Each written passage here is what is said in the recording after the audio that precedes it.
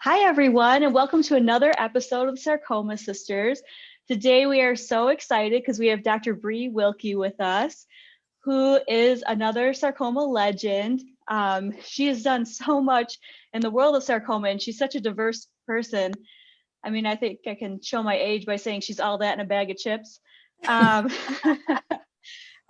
so we're really excited to have her here. She's the director of sarcoma medical oncology at the University of Colorado. And we're going to talk to her about a bunch of different things today, but welcome, Bree. We're so happy to have you. And to kick it off, well, there's so many things I want to talk about with you because not only are you an amazing physician and researcher, but then you also do really cool stuff on social media and you have a blog. And I think all that is just so cool because everybody is just busy alone with just their job. But then to do all these other things just shows how much you care and how much you're invested in sarcoma and finding a cure. But I wanted to start off with what got you interested in sarcomas and how did you end up being a sarcoma specialist? Well, thanks so much, Lisa. I mean, again, to both of you guys, I'm absolutely thrilled to be a part of your podcast, which I think, kudos to both of you guys for taking this on again, in combination with all of your crazy day jobs and everything else that you're doing for patients and research. So anyway, I'm thrilled to be part of it and happy to talk with you guys today. So, I got into sarcoma. I will always remember this, my first month of fellowship. I wound up on consults and I remember being at Hopkins, like completely lost as a brand new fellow and not knowing anything. And one of my first patients was this lovely lady with angiosarcoma of the spleen. And she was inpatient and incredibly sick, couldn't eat. And she just had this massive tumor in her abdomen. And I was working with a woman named Katie Thornton, who you guys know well, I'm sure, a legend in her own right. And she was the queen of sarcoma at Hopkins. And, she was young, she was hip, she was so cool. And she was the expert in these like black box tumors that no one else wanted to deal with. And, we sat down. I remember Googling, trying to figure out what the magic cure was for angiosarcoma and figured out pretty quickly that, especially in 2012, there was really, nothing out there. And so actually it was not even it was 2010. So it was before even Votrient got approved. I mean, there was just nothing, but we put together a treatment plan for her. And, we gave her chemotherapy and this patient she magically resurrected. It was crazy. Like I remember watching her suddenly be able to eat and out of pain. And then about 3 months later, I remember her disease coming back with a vengeance. And ultimately, she wound up dying from her disease. And so that was sort of the first thing that kind of sparked my interest, because here was a group of tumors. They were incredibly variable. They were, sorely needing additional treatment options and research. And I just kind of thought, look, if, where could I make impact the most? I mean, anything we do for these diseases has a huge impact because they are rare and there's not that many people that study them and that take care of those patients. Plus, and I think you guys can agree, sarcoma patients are the most awesome, incredible patients out there. Their families are incredible. You meet people from all walks of life. So yeah, I was pretty much hooked. So we have Dr. Thornton to thank for it. Got it. Yep. And your patient, of course. And your patient. Yep. That's great. That's great. Thank you. No, that is really exciting. And one other thing about your background before we get into more in sarcoma, I noticed that your undergrad was in music and biology. So I had to ask you about that too, because I think it's so cool to get to know people a little bit deeper. So what instruments do you played? And then, did you still do anything with music now? Yeah. So in my past life, I played piano. I started when I was about 10 and was pretty serious all through high school. So I was homeschooled actually up until high school, which is a sort of a fun fact. So I had plenty of time to practice and do all this stuff. And then in high school, obviously it got a little crazier, but I wound up, I did competitions, like I did all this stuff. So I was pretty into piano at that point. But then for undergrad, like I had to make that call. I was like, okay, I love music, but I also love medicine. And that's always been a passion of mine. So I decided that it'd be a little bit more practical to do medicine and keep music on the side rather than decide to try to put all my eggs into becoming a classical concert pianist or something and then trying to do medicine on the side. So but Bates College in Maine, where I went, was really cool because I could do both, right? They had a great music program. I wound up doing my thesis during a semester abroad in St. Petersburg, Russia. So I got to take piano lessons with like this crazy old Russian legend. I mean, it was really cool. So I invested it into that point and made sure I got my pre-med stuff done at the same time. But I wish I had more time for it now. Medicine is sort of all consuming as you guys know, but I'm hopeful that one day as things calm down, I can sort of reinvest in that other side of my brain. That's so cool. I'm like the least artistic, least musically inclined, athletically inclined person you'll ever meet. I didn't say anything about athletics. Trust me. I mean, I don't really have many tricks outside of like what the world knows. I have. There's nothing. So you guys will appreciate this because you know him. So the coolest thing I think, or one of the funniest musical experiences after that, I was at this tiny conference in Poland. That was a Ewing sarcoma conference. And so we had I was in David Loeb's lab at that point at Hopkins, again, in a peds hemonc legend. And Jeffrey Turetsky was there. So if you guys know Jeff, he's a clarinetist. And I just remember— I had no idea. He is, yeah. And he's really good. But I remember being in this castle in the middle of nowhere for this conference in Poland. And he decided we were doing duets. And so I hadn't played for years, and I'm sitting there with Jeff Turetsky, who's going nuts with this clarinet, and I'm trying to sight read all this stuff. So I think that was the last time I jumped into music, was in the middle of a castle in Poland with Jeff Turetsky. It's a fun story. I think the best part of that story is that Jeff Turetsky brought his clarinet to Poland. He did. I know. Who brings? Yeah, I don't know. We'll have to you should do a podcast with Jeff and figure out. That's funny. I think that plays into the story of how we've talked about this several times, Lisa, how most people in the sarcoma world know each other, because Jeff Turetsky was one of my mentors when I was in residency, because I went to Georgetown. Oh, wow. Right. All small world, all the sarcoma doctors know each other, most of them. And now, especially with Twitter, now I feel like I know all of them. I'm like, yeah, I know Dr. Van Tine. Oh, yeah. Never met him in my life. We tweet all the time. I pretend like I do. That's the other thing I loved, right? So that was the piece. I was like, I can, it's such a small community. Everybody's so supportive. It's very easy to email or tweet somebody who's one of these big name people who is a legend and get a response. Everybody's just really looks out for each other, I feel like, in this field. Yeah, very, very true. Well, I guess maybe we, in respect of your time, Dr. Wilky, what we wanted to talk to you about specifically is, sarcomas, which we all love and take care of. But one of your main roles at Colorado there is running the early phase clinical trial program. And so we wanted to just chat with you about clinical trials in general, and how they're related to sarcoma, and specifically later on maybe get into your work with your phase 1 trials. So if you had to give somebody an elevator speech about clinical trials, what would that look like? Just to explain how we as physicians use clinical trials and the different types of trials that are out there. Because I think that's a very murky area for patients and families as they're kind of going through their journey. No, I completely agree. I think, there's a lot of misconceptions out there about what a clinical trial means, when the right time is to think about a clinical trial. And, again, going back to my first month of fellowship, I remember having a pancreatic patient actually. And I was like, well, I remember asking my chief fellow at that point, why don't we just put this person on standard treatment? That's what the NCCN says. And he's like, but you can't cure people that way, right? You're never going to fix someone. That's the standard. But if you look at a clinical trial, I think that's where our hope comes for, the next generation of treatments. And it's not to say that a clinical trial should be expected, to be a cure for someone or to offer something that's necessarily better than standard treatments.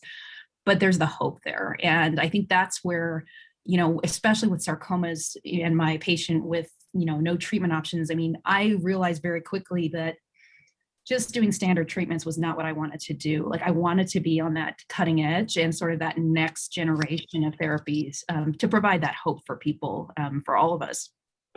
So, you know, if you go back in historically phase 1 trials, especially, I mean, patients were guinea pigs, right? Like we didn't necessarily design trials based on good science at that point. I mean, there was some hope that things would work, but a lot of those trials were, you started with a very, very low dose of whatever treatment you were doing, and then you were finding the most toxic dose that you could get for people and assuming that more was better.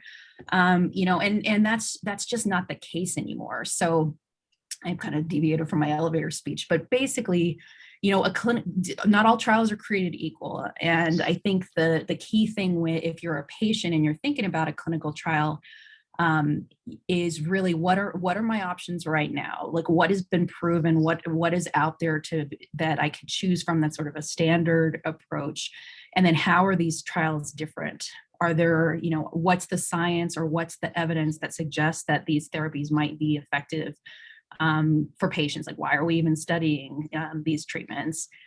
And, you know, more and more now, we are seeing trials that have potential biomarkers. So say, you know, one of my favorite studies right now is a drug that's targeting a protein called AXL. And, you know, we have part of that trial now is that to go on, you need to have your tumor tested and know that you have AXL on the surface in a certain level. So studies like that are totally different than just throwing anybody onto a drug without necessarily knowing the science behind it. So I think in general, you know, clinical trials are often looking at improving standard treatments. I think those are the most appealing. But if you're going into something that's very, very new, which is the phase 1 part of it, really looking at how that trial is designed, what's the science behind it, and why do we think that it might help somebody. Yeah, thanks. And I think one of the big things about that that makes me think of that when you're saying that is about setting expectations for your patients, especially with the phase 1. So how do you do that? And by that, I know you know what I mean, but by that, yeah, like because it is still experimental therapy, what can they expect even if they have a biomarker? Right. So phase 1, by definition, is designed usually to look at safety, to look at dosing. And so what that means is there's a lot of extra tests, there's a lot of extra monitoring that goes when you're going on to a phase 1 trial. So that could be anything from extra blood tests, different studies like echocardiograms to check the heart, more frequent scans, you know. So part of the expectation is that it's a partnership. I mean, patients and their families are investing more of their time in order to be a part of a phase 1 trial. And we don't know. I mean, many times with studies where doses are being increased, you know, we don't quite yet know what to expect as far as side effects go at certain doses. There could be unexpected safety issues or side effects that we don't know yet. And I think having a very clear discussion that, you know, not that you're a guinea pig, but that you are really being part of this future of this exploration, this investigation into this treatment, means that there could be some surprises along the way. Yeah.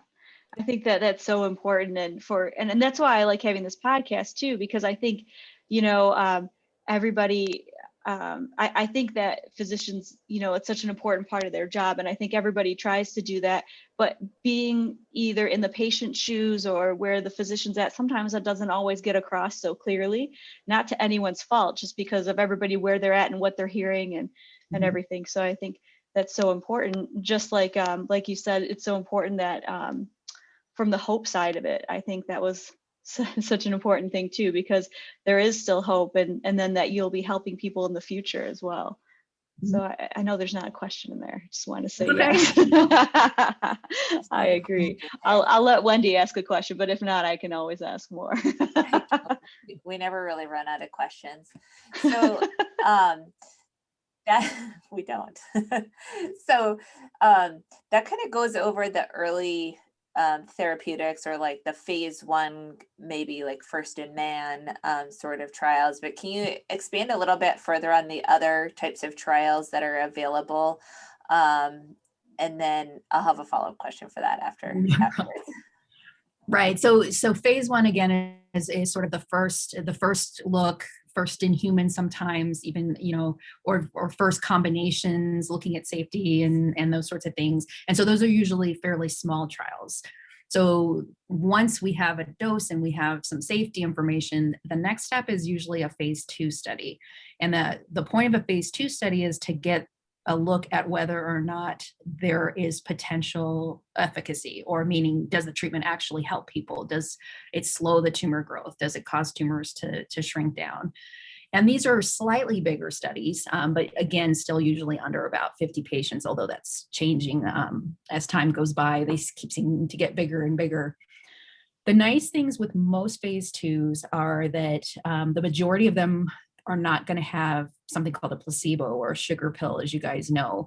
And I think that's really important for patients who may have progressing tumors, and really the idea of going on a sugar pill is not appealing and often scares people. That's probably the most common question I get asked is, is there a chance I'm going to get a sugar pill in this clinical trial? So not all clinical trials use that. So phase two is sort of very transparent in most cases, where yes, you're getting the drug, this is the dose you're getting, we know what you can expect from previous experience in phase one, and we're just looking to see if this helps. So I think this is probably my favorite phase of trials, just because I think this is where we really start to get a look at whether these treatments are going to impact patients. The phase three is one step further. So most phase threes are, as you guys know, are designed to try to say whether or not a new treatment is better than a standard. And this is where we change practice, right? So most phase threes are designed to ultimately lead to an approval with the Food and Drug Administration to make that drug available for patients by prescription. So becoming part of our standard approved treatment options for patients. Yeah, and I think it's, even though, especially for sarcoma, so for phase one, the numbers are small. Phase two, you said it's like less than 50 patients usually.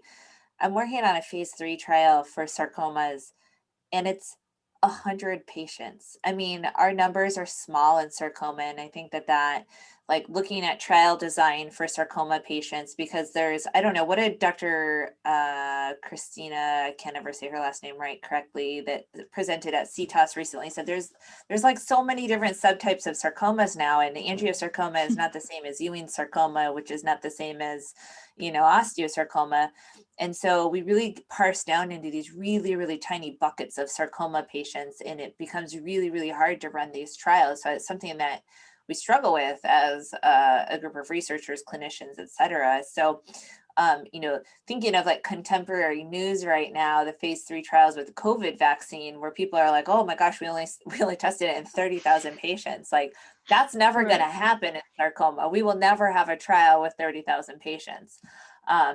It just won't happen. And so I think that's important for people to understand too, is that these trials are hard to design, and we're learning so much more about the genetics and the tumor makeup that makes these biomarker and targeted trials very appealing. But out of the patients that have the AXL protein expressed, it's this tiny little number, and we get these tiny things. So you go through phase 1, 2, 3, you get there, and then what do we as a community do afterwards, after like the phase 3 approval, or we have some snafus with accelerated phase 3 recently in sarcomas, which we probably won't get into, but what do we do as a community after that phase 3 trial is done and we say, okay, this is now either a new approved drug or a new approved regimen of drugs that we're using?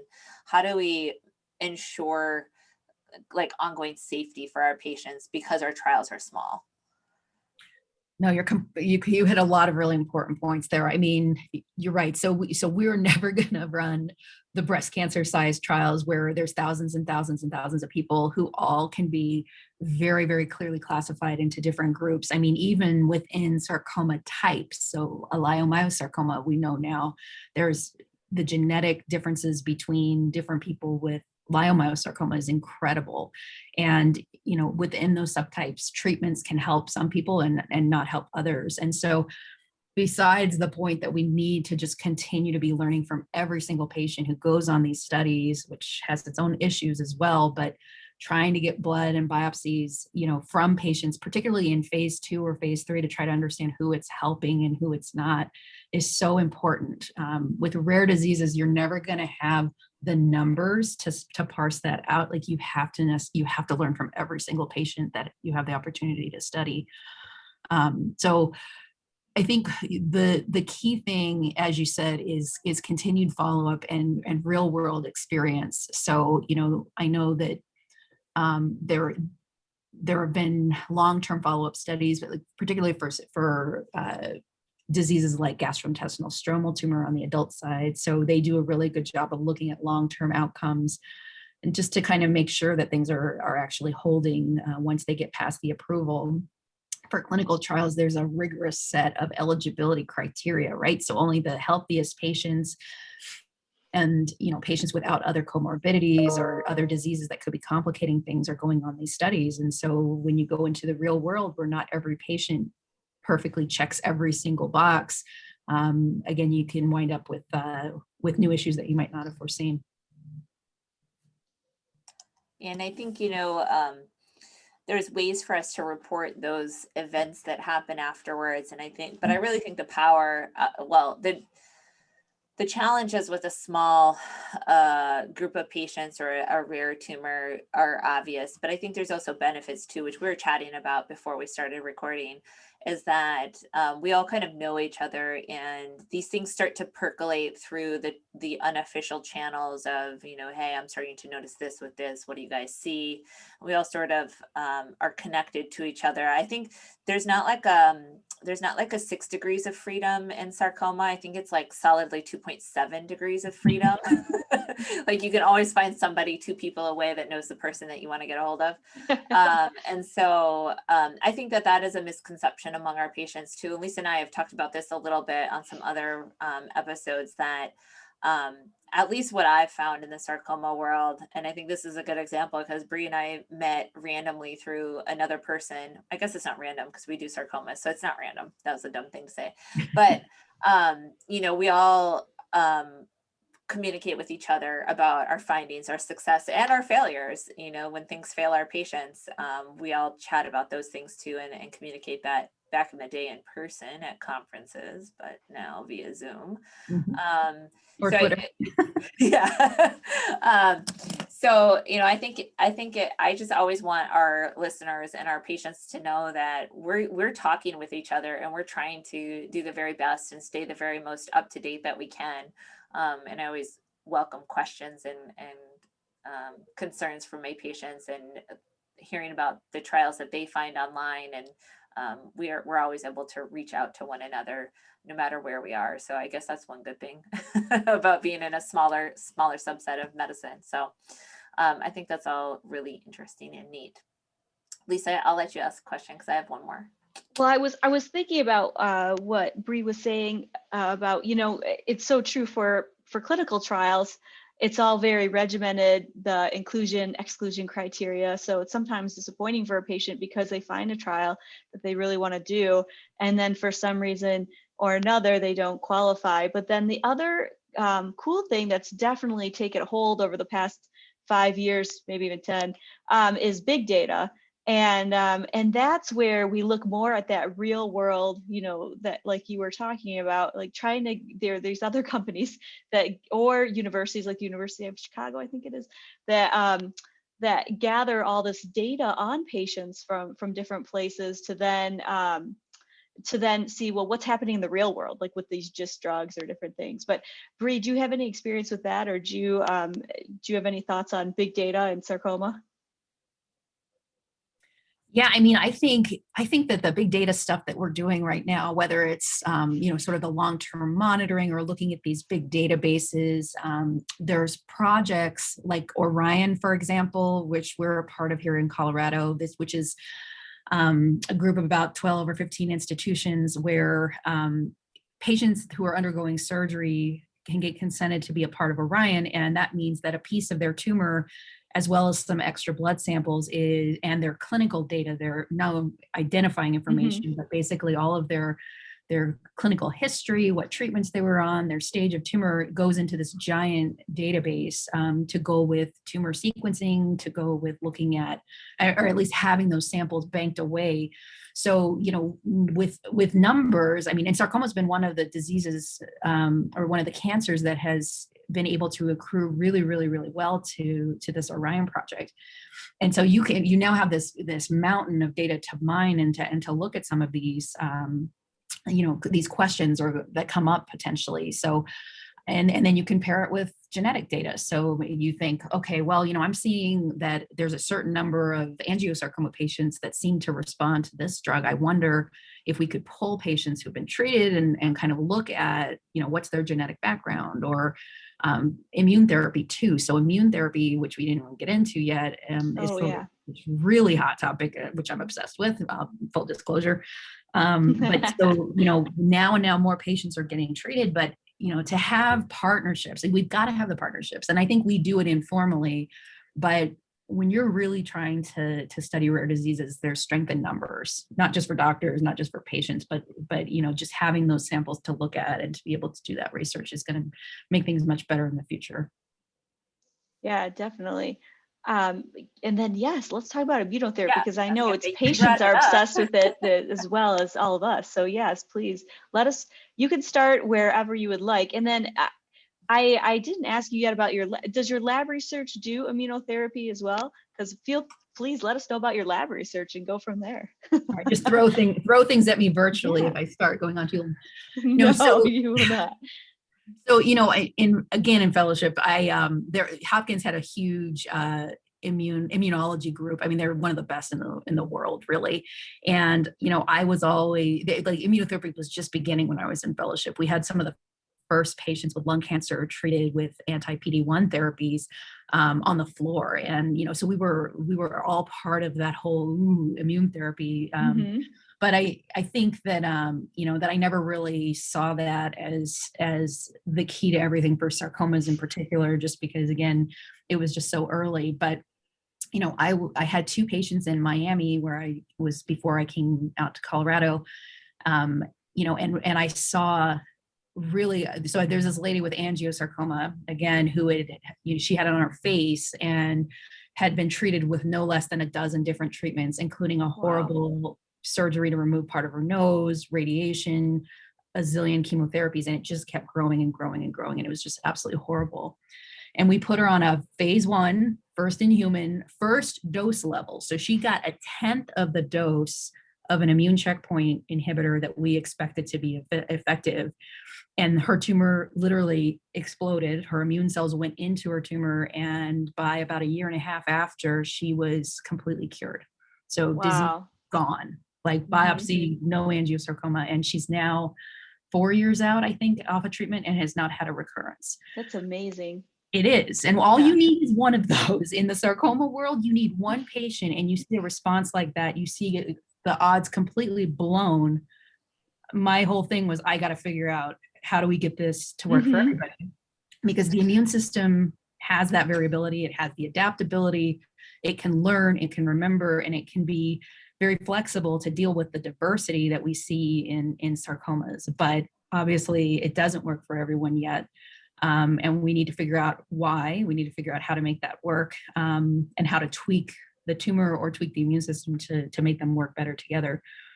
So I do clinical trials with immune therapy, phase 1s and phase 2s. And then we have a small lab within a bigger immunology lab here where we study the immune system in mice. We study the biopsies and blood samples from patients who have been treated on these trials to try to go back and forth and understand, what is their immune system doing when it works and when it doesn't. and then try new therapies, new combinations, especially in mice, to try to generate those ideas for the next clinical trials. And what type of, oh, go ahead. I have a question. You can cut this out if I'm wrong. Or you can leave it in. Or you can leave it in and prove that we're not perfect. No. Angiosarcomas that happen on the head and neck. Isn't this what Corey Painter talked to us about, that they're more immunoreactive like melanomas? Mm-hmm. And they got that Yeah. from the real world big data? Correct. So Corey Painter, yes, you are totally Yes. right. Link to Corey Painter podcast, because that's exactly, like link it in. Okay. Tell us. I love Corey Painter. I think she's amazing. She's one of the most incredible women I've ever met in my life. Like I'm a huge Corey Painter fan. So, but yes, so we did that right as, like, that patient was being treated right as the angiosarcoma project was getting kicked off. So we didn't know it at the time. But that sort of led to more and more of these patients. It was like this big movement recognizing that the skin, the head and neck, or potentially radiation-associated sarcomas in the skin coming, so like patients with breast cancer who've had radiation and then develop an angiosarcoma, those tend to have a lot more mistakes in their tumors, lots of mutations. And a mutation, as you guys know, leads to a messed up protein in some cases. And the idea is your immune system can recognize those broken proteins much better than it can normal proteins. And we think that triggers the ability of your immune system to recognize it as being foreign. And then you can boost your immune system, and because it's already been educated, it already knows what's going on in the tumor. It just needs help. That's so cool. That's such like a neat segue from big data to individual patient response, phase 1, immunotherapy. I have another question about immunotherapy, because pediatric sarcomas, we haven't really done as well with immunotherapy. So there's some angiosarcomas that are responding to immunotherapy. Are there other ones that I don't know about because I generally live in the world of pediatrics? Yeah, so to your point with pediatrics, so most pediatric tumors are driven by translocations, right? So these tumors tend to be more simple in some ways, where everything bad that happens is driven by two genes that shouldn't be anywhere near each other, but they get flip-flopped and stuck together and become this energizer bunny that just keeps going and going, a protein that shouldn't be there. But what's interesting is that my favorite disease, or my least favorite disease, depending on the day, is called alveolar soft part sarcoma. And that is also a translocation-driven tumor and is arguably the most responsive sarcoma so far to immune therapy. And so there's a lot we don't understand, again, about, how that's working. Why is the immune system able to recognize some tumors and not others? But for peds, we definitely have a lot of work to do.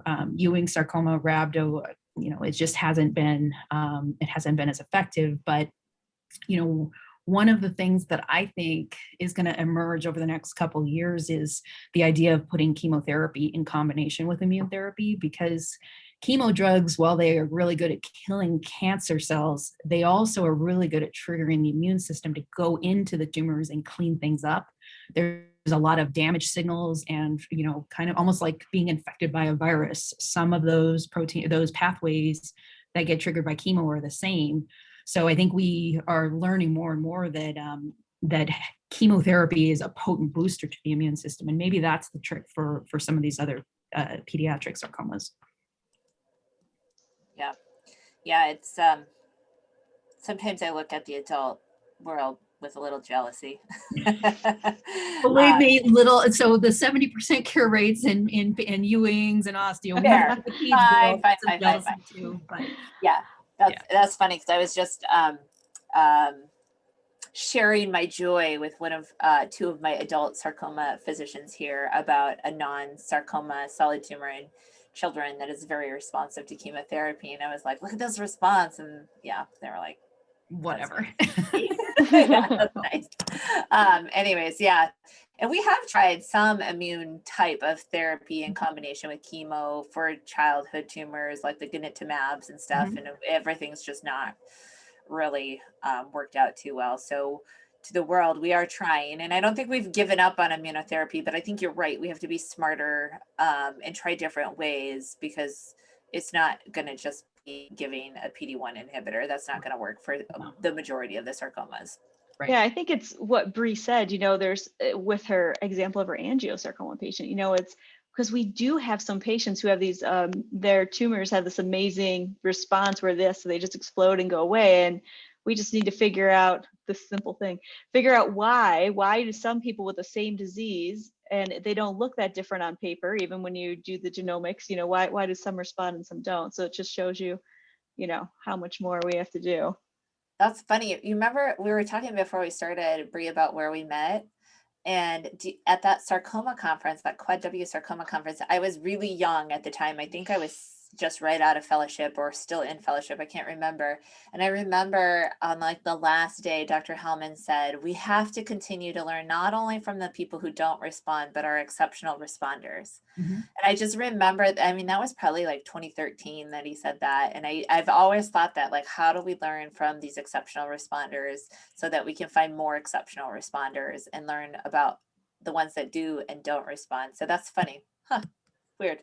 That's all I have to say. Legendary Lee Hellman lives on. No, I mean, he says some really smart stuff. I mean, the guy.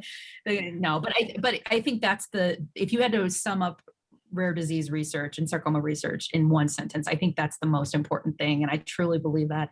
The key is, though, getting the awareness, getting the support of drug companies and funding agencies to believe that and to realize that, sarcomas affect all ages, right? They're so random, and these are healthy people without other problems. So when you look at patient life years and quality of life and just what all of these patients can contribute to the world, I mean, you may be rare, but the collective impact that's lost from patients suffering from these diseases is huge. Yeah, 100% for sure. Lisa, did you have a question? Well, I do, but it will kind of bring us in a different way. So if you still had something compared to along this line, but if not, well, it's sort of related, but it's going to go a different direction. We don't really have like a grand plan, Dr. Wilky. No, this is great. I know. So the other thing that happens with rare diseases, and going back into kind of eligibility criteria for trials and whatnot, can you talk to us about single patient protocols or quote right to try or compassionate use and how that plays into your practice or not? Okie dokie, you just went down the rabbit hole. Okay. So yes, so there are times because we again don't have enough clinical trials to fit every perfect scenario, or trials fill up. I mean, there are studies don't last forever. And even though, these are such rare tumors, we've gotten better at moving trials along, more centers, collaborative groups. And so clinical trials may fill up quickly. And if you have a drug that's been shown to be effective in a phase 2 study or a phase 3 study, and you've got a patient who's not eligible for the trial or can't get to the trial, or the trial's over or full, right? So but it's not yet approved and you can't just write for it. There is this option of compassionate use access, or what we call a single patient IND, or investigative new drug protocol. So the process of this, and then going along with that, is the Right to Try Act, which basically said that patients should be able to have access to promising therapies, even if they're not approved. But it's not quite as simple as that law likes to make it sound. So the company has to agree to provide drug in one of these mechanisms in compassionate use, which not all companies do, and not all companies feel comfortable at that point to make that available. But if they do, doctors can work with their IRB, which is the institutional review board that protects patient safety, to generate a shorter protocol that says, I'm going to treat one patient, I'm going to treat them with this sort of drug, this management plan, this monitoring for side effects, and submit it to the FDA for approval for these compassionate use. So I have done this for drugs that are really promising, for companies that are willing to do it. And then we've had patients where they don't have other options and want to try something completely out of the box. So you cannot do it for every patient. It's not the right choice for every patient. But I definitely have done that for some of my folks, particularly for drugs that have finished a phase 3 and are in the process of trying to get approved, but are not yet there. Thank you. Yes, I think it's something that I get asked relatively frequently about, because I'm a pediatric oncologist. I think sometimes, I don't know, because I don't have an experience as an adult oncologist, but sometimes companies are a little more reticent to provide drug to somebody who's less than 18 or 16. There's just some connotation about that with a child, because they usually don't have the dose finding studies done when these things are being requested. So it's been variable for me whether or not those efforts have been successful, but I also have done it in a couple of cases. But like you said, I think you have to pick the right patient, the right drug, all those things. So appreciate that explanation, because I think that can be confusing, because I think people think like that act exists, so therefore I automatically have access to it, but that's not true. Right. Unfortunately. Yeah, I think it's so important to discuss with your oncologist, because just like you all are saying, the safety thing is our number one concern. And the drug might sound good in the advertisement or when you look it up, on the internet, but then, they don't have all the information of all the side effects, which your doctor can help get.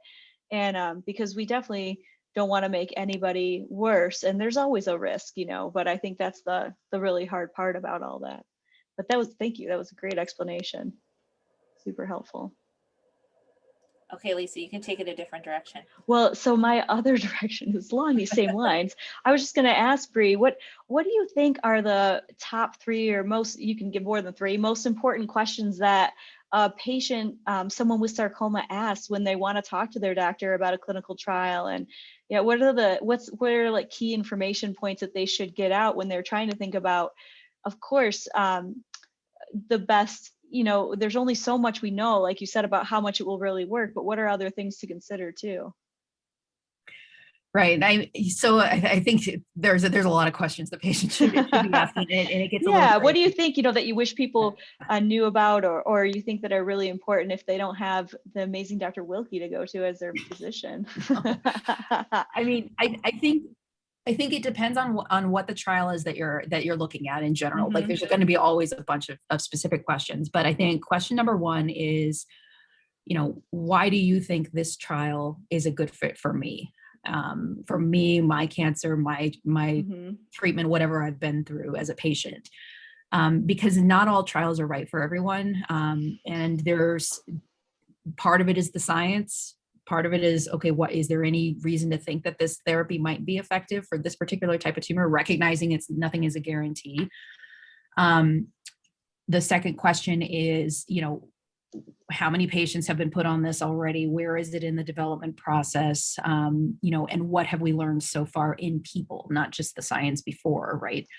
Because I think you need to know as much as you can about other patients' experiences, and it may not all be in the 40-page consent form that patients will be looking at, because there's some things that are like, as you treat patients on clinical trials, you get experience and you get sort of, a gestalt about how patients are going to feel on that study. And, it's helpful to get all that information that you possibly can. And then I think the third question is, what are my other options? Like, what standard treatments are out there? How do these compare? Do you think that this is the right time for me to be looking at a clinical trial, or really, because I get some patients that just flat out don't want chemotherapy that's been shown to have a certain amount of activity. And I've had patients who just want a trial. They want to be like, they know, and they've seen in the internet or papers or research that a cure is not possible that way. And some people just choose not to go that way. And they want the next generation. They want to be on that cutting edge. And that's not always the right decision, I think, from a medical perspective, and part of it is just, having that open discussion with your patients and explaining what we know and what we don't know and what those risks are. Yeah, thanks. I think it is so important because I feel, patients, like they sometimes come in with a clear idea, but then they start talking to their family and friends and they give them all other kinds of ideas, and then everything becomes muddled and they're not even sure what to ask anymore, from their doctor. So I think those are really helpful questions.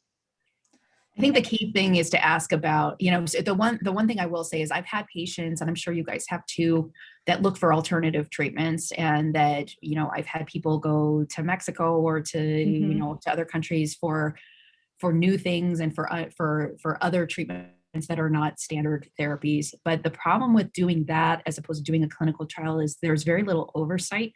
In most cases. And people can put any kind of data they want on the internet, but to report data in the scientific literature or at conferences requires oversight. And we look at that data critically, and we make sure that it's being reported in an objective fashion. So not all data is created the same, and just to be careful about what you see on the internet when you're making treatment decisions. Yeah, by oversight, you mean like here in the US, we have the FDA to make sure that, that people who are running the clinical trials, like my job, Exactly. like everything has to be reported. We Right. can't just not report a side effect. And then that's why I also thought it was such a great point that people who are thinking about getting on clinical trials say, well, what is happening right now with the patients? Because a lot of times, as you know, side effects happen in real time. And depending on if it is a side effect that's new or severe, we do always have to report that to the treating physicians like you and Wendy, so that way you can let your patients know. So of course you're going to let the patient know that too, but those are always really good questions, because there are things that happen in real time that you are able to find out about that might alter your decision if you want to be on this trial or not. Right. I think that's a really good point, Lisa. It's something we haven't really touched on previously, but the trials that are run here in the US, whether it's a private company like Industry, or it's a consortium trial like SARC or the Children's Oncology Group, that these trials are going through interim analyses, and they're being monitored by a data safety committee. And things will get halted if there's a signal that shows us that it's not in the best interest of the patient. There was, it's not related to oncology. One of the sickle cell gene therapy trials just got halted for safety in February, I believe, maybe late January. So I think those things are important. Like, we don't just start a trial and just blaze on ahead without like regard to what's happening in real time. And I think that's important to know. And sometimes patients do kind of get caught up in that, where it might be halted or paused while they're on the trial and they're doing fine, but other people are not doing okay. And then you have to work with your oncologist about what that means for you. So I think that was a really good point to bring up. The DSMB, which is the Data Safety Monitoring Board of most trials. So yeah, cool. Yeah, we've hit on a lot of things. I know.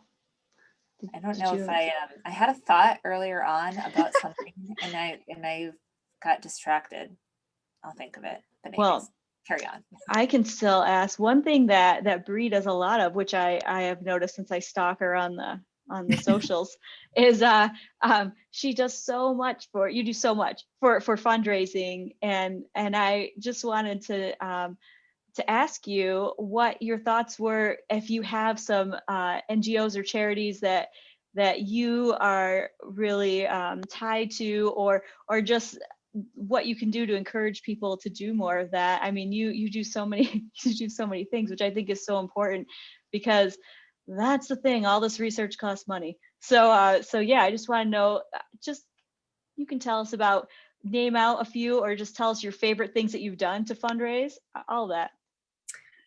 Yeah, I mean, so and it's not just fundraising. I think it's promoting awareness, because what I always say is until somebody like Angelina Jolie, and I hope that she doesn't get sarcoma, but until someone with that sort of presence. She already had the BRCA gene, Bree. Come on, exactly. Give her a break. Right.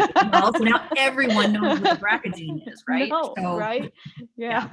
But until, so there they're rare, right? And it's Mhm. doctors in the community, like unless you have a sarcoma or know someone with a sarcoma, which once you know what it is, it turns out that, oh wow, there's actually people out there that people know with these diseases. But until you have gone through that or have loved somebody who's gone through that, you Mhm. know, people have no clue what it is. We've got to change that. And I think that's why social media has been so powerful, why patient organizations and foundations that are there to support people with these really, really rare diseases. And I mean, there are foundations for desmoid tumors, there are foundations for Mhm. leiomyosarcomas, there's pediatric foundations. I mean, so when people get diagnosed now, unlike 15, 20 years ago, the first place they go is the internet, or they go to Facebook, or they go to Mhm. these platforms. And so it's an incredibly powerful way to get information as a new patient or new family member with a patient who's been diagnosed. But at the same time, I think, you know, it's important to have good information out there too, because as I said, anybody can put anything on the internet, and what is true for one person's experience very much may not be applicable to somebody else's. So that's part of why, you know, I've tried to be a good partner for foundations. I do a lot of webinars. I do a lot of patient education talks. I have a blog, as you guys may have seen, that again is very patient directed, trying to get the most critical information out there, you know, for people to really learn about and to understand. But you know, at the part of all of that is, you know, the only way we're going to move the needles with research, and the only way we can do research is with you know, funds and support and awareness. And so the more we do through those mechanisms, the faster we can come up with new therapies and hopefully wipe these diseases off the planet. Yeah. I answered the question, but that was Yes, no, thank you so much. You know, No. it gave me an idea for a new.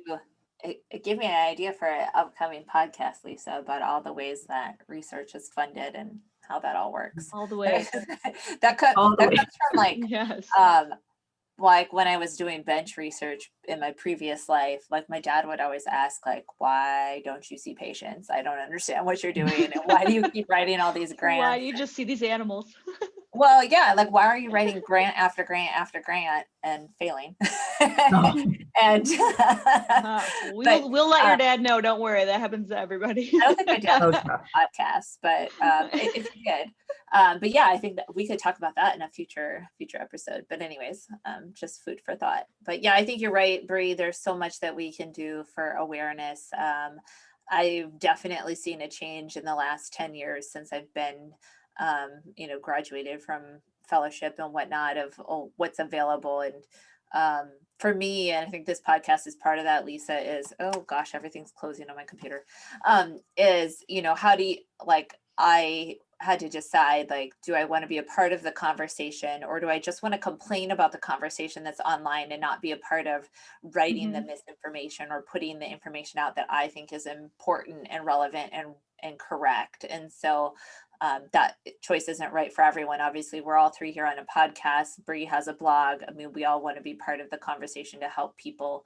And so I'm thankful for people like you guys that are out there, putting yourselves out there on the interweb. Yes. Um, yeah, and I know we're getting close to time, so I do want to acknowledge you, Bree, and say you're just so amazing. Because you know, so many people are. I think to be an oncologist, you know, you have to have a lot of heart and care a lot about people, but then you just go so much further with those extra miles with being on social media and giving of your time with the webinars and the NGOs and your blog. Like your blog is just amazing with so much great information. So you are just a force, and we're so happy to have you on this podcast and for have you out in the world killing the sarcomas. Sarcoma Slayer. And one day, maybe CTOS 2021, we'll all be together again. This is 2021. It might be 2022. Well, I'm holding. I think the light is there. I'm gonna bank on 2021. Otherwise we'll all go insane. But no, right back at you guys. You're amazing. You know what you're doing for you guys. Take care of kids, for heaven's sakes. I mean, there's a point there where I knew I couldn't do kids, right? And you know, it doesn't make life any easier. but I think we all have our strengths. We all have our own passions and what drives us. And, there's good days, there's bad days, right? But the good days when you actually do make an impact and when you make somebody's life better, whether or not that involves a cure, I think that's what we're all striving to do. But it takes a village, and it takes, people banding together and working as one. Yep, absolutely. Well, thank you so much, Dr. Wilky. This has been so good. I told you we could fill up an hour and then some change, just chatting about chat all day. Yes. I really appreciate you joining us. Thanks It's been so fantastic. much. Thanks so much, All guys. right. Bye, everyone. Bye.